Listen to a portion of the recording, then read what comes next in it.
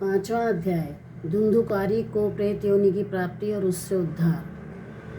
सूत जी कहते हैं, शौनक जी, पिता के वन में चले जाने पर एक दिन धुंधुकारी ने अपनी माता को बहुत पीटा और कहा, बता धन कहाँ रखा है, नहीं तो अभी तेरी लुआटी यानी जलती लकड़ी से खबर लूँगा। इसकी उस धमकी से डरकर और पुत्र के उपद्रवों से दुखी होकर वह रात्रि के समय कुएं में जा गिरी और इसी से उसकी मृत्यु हो गई। योगनिष्ठ गोकर्ण जी तीर्थ यात्रा पर निकल गए। उन्हें इस घटनाओं से कोई सुख या दुख नहीं होता था, क्योंकि उनका न कोई मित्र था न शत्रु। धुंधुकारी 5 वेश्याओं के साथ घर में रहने लगा। उनके लिए भोग सामग्री जुटाने की चिंता में उसकी बुद्धि नष्ट हो गई और वह नाना प्रकार के अत्यंत क्रूर कर्म करने लगा। एक दिन उन उल्टाओं ने उससे बहुत से गहने मांगे। वह तो काम से अंधा हो रहा था, मौत की उसे कभी याद नहीं आती थी। बस उन्हें जुटाने के लिए वह घर से निकल पड़ा। वह जहाँ तहाँ से बहुत सा धन चुराकर घर लौट आया तथा उन्हें बहुत सुंदर वस्त्र और आभूषण लाकर दिए। चोरी का माल देखकर रात्रि के समय स्त्रियों ने विचार किया कि यह नित्य ही चोरी करता है, इसलिए इसे किसी दिन अवश्य राजा पकड़ लेगा। राजा यह सारा धन छीनकर इसे निश्चय ही प्राणदंड देगा। जब एक दिन इसे मरना ही है तो हम ही धन की रक्षा के लिए गुप्त रूप से इसको क्यों न मार डालें। इसे मारकर हम इसका माल पत्ता लेकर कहीं चली जाएंगी। ऐसा निश्चय कर उन्होंने सोए हुए धुंधुकारी को रस्सियों से कस दिया और उसके गले में फांसी लगाकर उसे मारने का प्रयत्न किया। इससे जब वह जल्दी ना मरा तो उन्हें बड़ी चिंता हुई। तब उन्होंने उसके मुख पर बहुत से दहकते अंगारे डाले। इससे वह अग्नि की लपटों से बहुत छटपटाकर मर गया। उन्होंने उसके शरीर को एक गड्ढे में डालकर गाड़ दिया। सच है, स्त्रियां प्राय बड़ी दुस्साहसी होती हैं। उनके इस कृत्य का किसी को भी पता न चला। लोगों के पूछने पर कह देती थी कि हमारे प्रियतम पैसे के लोभ से अब की बार कहीं दूर चले गए हैं, इसी वर्ष के अंदर लौट आएंगे। बुद्धिमान पुरुषों को दुष्ट स्त्रियों का कभी विश्वास ना करना चाहिए। जो मूर्ख इनका विश्वास करता है उसे दुखी होना पड़ता है। इनकी वाणी तो अमृत के समान कमियों के हृदय में रस का संचार करती है, किंतु हृदय छुरे के धार के समान तीक्ष्ण होता है। भला ही इन स्त्रियों को कौन प्यारा है।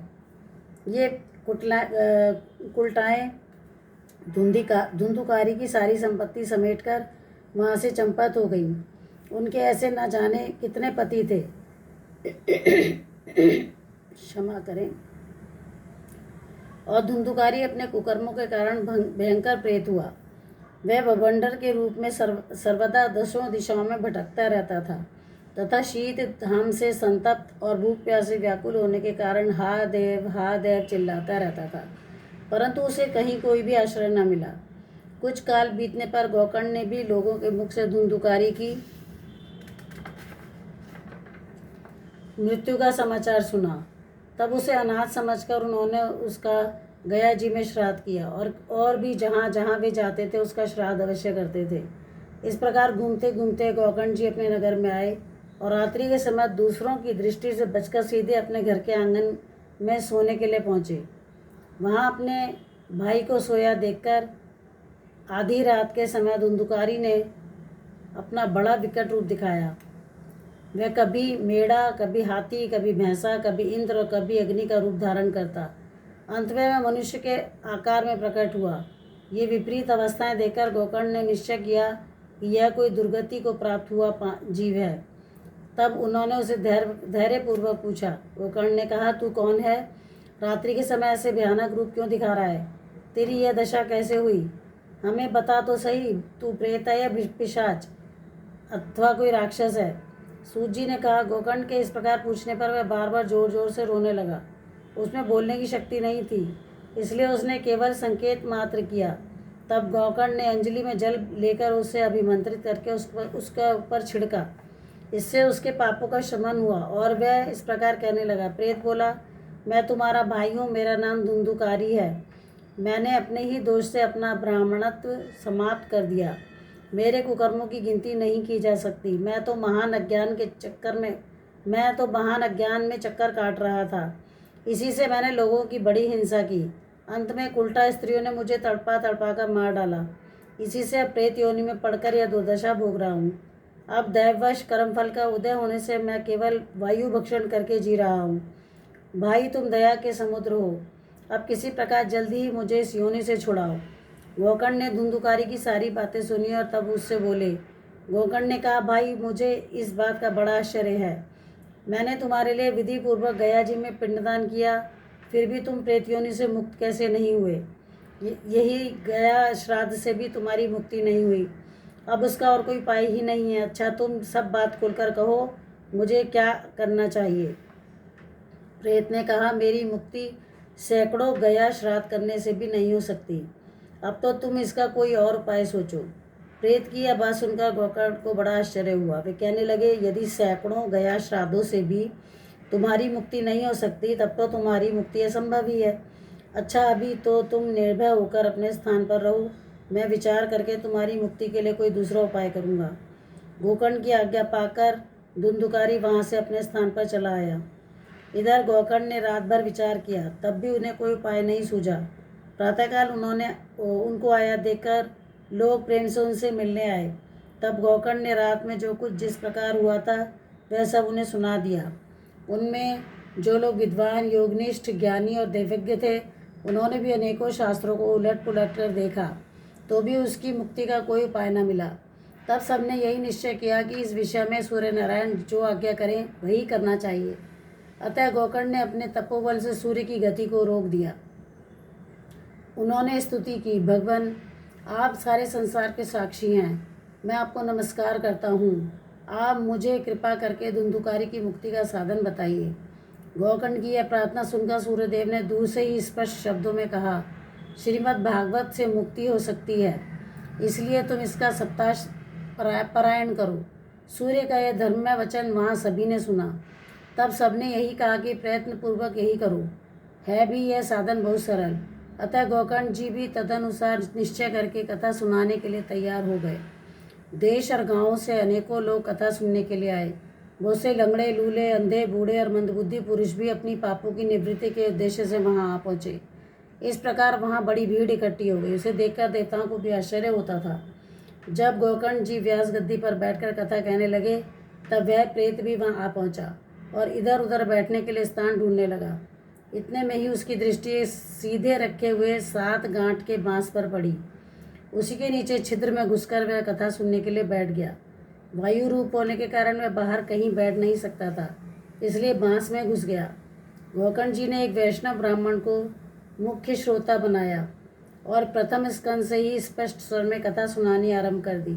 सायंकाल में जब कथा को विश्राम दिया गया, तब एक बड़ी विचित्र बात हुई।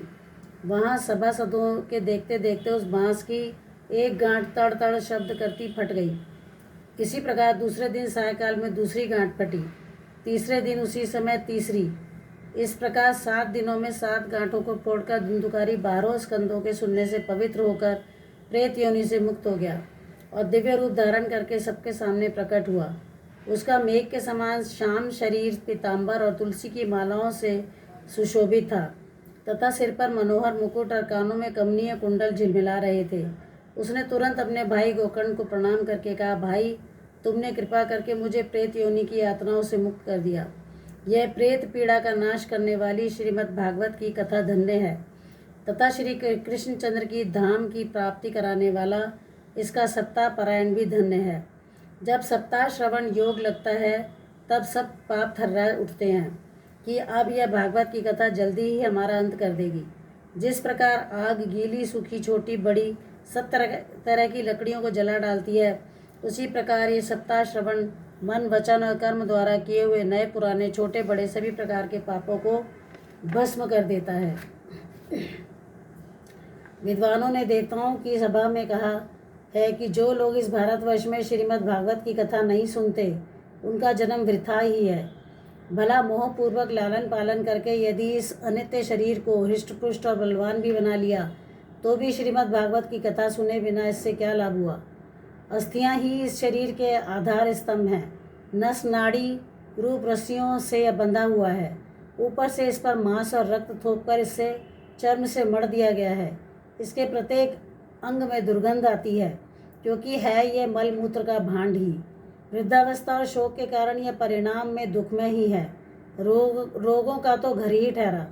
यह निरंतर किसी न किसी कामना से पीड़ित रहता है, कभी इसकी तृप्ति नहीं होती। इसे धारण किए रहना भी एक भार ही है। इसके रोम रोम में दोष भरे हुए हैं और नष्ट होने पर इसे एक क्षण भी नहीं लगता। अंत में यदि इसे गाड़ दिया जाता है तो इसके कीड़े बन जाते हैं। कोई पशु खा जाता है तो कोई विष्ठा हो जाता है और कोई अग्नि में जला दिया जाता है तो भस्म की ढेरी हो जाता है।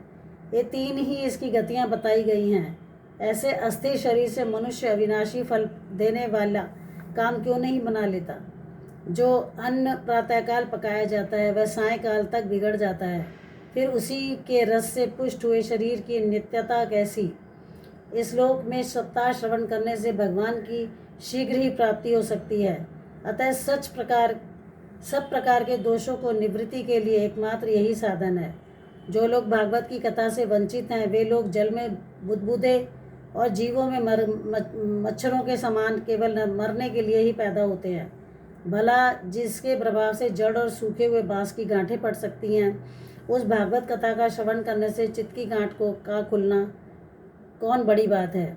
सप्ताह श्रवण करने से मनुष्य के हृदय की गांठ खुल जाती है, उसके समस्त संशय छिन्न भिन्न हो जाते हैं और सारे कर्म क्षीण हो जाते हैं। यह भागवत कथा रूप तीर्थ संसार के कीचड़ को धोने में बड़ा ही पटु है। विद्वानों का कथन है कि जब यह हृदय में स्थित हो जाता है तब मनुष्य की मुक्ति निश्चित ही समझनी चाहिए। जिस समय धुंधुकारी ये सब बातें कह रहा था उसके लिए वैकुंठवासी पार्षदों के सहित एक विमान उतरा। उससे सब और मंडलाकार प्रकाश फैल रहा था। सब लोगों के सामने ही धुंधुकारी उस विमान पर चढ़ गया। तब उस विमान पर आए हुए पार्षदों को देखकर उनसे गोकर्ण ने यह बात कही। गोकर्ण ने पूछा, भगवान के प्रिय पार्षदों, यहाँ तो हमारे अनेकों शुद्ध हृदय श्रोतागण हैं, इन सबके लिए आप लोग एक साथ बहुत से विमान क्यों नहीं लाए। हम देखते हैं कि यहाँ सभी ने समान रूप से कथा सुनी है, फिर फल में इस प्रकार का भेद क्यों है, यह बताइए। भगवान सेवकों ने कहा, हे मानद, इस फल भेद का कारण इनके श्रवण का भेद ही है। यह ठीक है कि यह श्रवण तो सबने समान रूप से ही किया, किंतु इसके जैसा मनन नहीं किया। इसी से एक साथ भजने पर भी इसके फल भेद रहा। इस प्रेत ने 7 दिनों तक निराहार रहकर श्रवण किया था तथा सुने हुए विषय का स्थिर चित्त से यह खूब मनन दिधि ध्यासन भी करता रहता था। जो ज्ञान दृढ़ नहीं होता वह व्यर्थ हो जाता है। इसी प्रकार ध्यान न देने से श्रवण का, संदेह से मंत्र का और चित्त के इधर उधर भटकते रहने से जप का कोई फल नहीं होता। वैष्णवहीन देश, अपात्र को कराया हुआ श्राद्ध का भोजन, आश्रोत्रिय को दिया हुआ दान एवं आचारहीन कुल, इन सब का नाश हो जाता है। गुरु वचनों में विश्वास, दीनता का भाव, मन के दोषों पर विजय और कथा में चित्त की एकाग्रता इत्यादि नियमों का यदि पालन किया जाए तो श्रवण का यथार्थ फल मिलता है। यदि ये श्रोता फिर से श्रीमद् भागवत की कथा सुने तो निश्चय ही सबको वैकुंठ की प्राप्ति होगी और गोकर्ण जी आपको तो भगवान स्वयं आकर गोलोक धाम में ले जाएंगे। यूँ कहकर वे सब पार्षद हरि कीर्तन करते वैकुंठ लोक को चले गए। श्रावण मास में गोकर्ण जी ने फिर उसी प्रकार सप्ताह क्रम से कथा कही और उन श्रोताओं ने उसे फिर सुना। नारद जी, इस कथा की समाप्ति पर जो कुछ हुआ वह सुनिए। वहाँ भक्तों से भरे हुए विमानों के साथ भगवान प्रकट हुए। सब ओर से खूब जय जयकार और नमस्कार की ध्वनियाँ होने लगी। भगवान स्वयं हर्षित होकर अपने 5 जने शंख की ध्वनि करने लगे और उन्होंने गोकर्ण को हृदय से लगाकर अपने ही समान बना दिया। उन्होंने क्षण भर में ही अन्य सब श्रोताओं को भी मेघ के समान श्यामवर्ण, रेशमी पीताम्बरधारी तथा किरीट और कुंडल आदि से विभूषित कर दिया। उस गांव में कुत्ते और चांडाल पर्यंत जितने भी जीव थे वे सभी गोकर्ण जी की कृपा से विमानों पर चढ़ा लिए गए तथा जहाँ योगीजन जाते हैं उस भगवत भजन में भेज दिए गए, भगवत धाम में भेज दिए गए। इस प्रकार भक्त वत्सल भगवान श्री कृष्ण कथा श्रवण से प्रसन्न होकर गोकर्ण जी को साथ ले अपने ग्वाल बालों के प्रिय गोलोक धाम को चले गए। पूर्व काल में जैसे अयोध्यावासी भगवान श्री राम के साथ साकेत धाम सिधारे थे, उसी प्रकार भगवान श्री कृष्ण उन सबको योगी दुर्लभ गोलोक धाम को ले गए। जिस लोक में सूर्य, चंद्रमा और सिद्धों की भी कभी गति नहीं हो सकती, उसमें वे श्रीमद् भागवत